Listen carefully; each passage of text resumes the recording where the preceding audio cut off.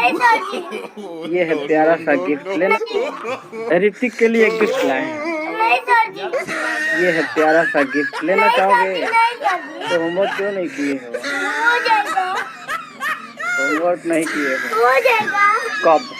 अभी जाए तुरंत ना। हाँ हाँ, तुरंत जाऊंगा, तुरंत अभी बैठ के करूंगा। देखो कितना नुकीला है। तुरंत जाऊंगा ना। हाँ, तुरंत जाने के पहले तुरंत कुछ नहीं करूंगा, तुरंत बोले हुए पूरा पढ़ लूंगा। पढ़ना नहीं है, लिखना है। लिख लूंगा।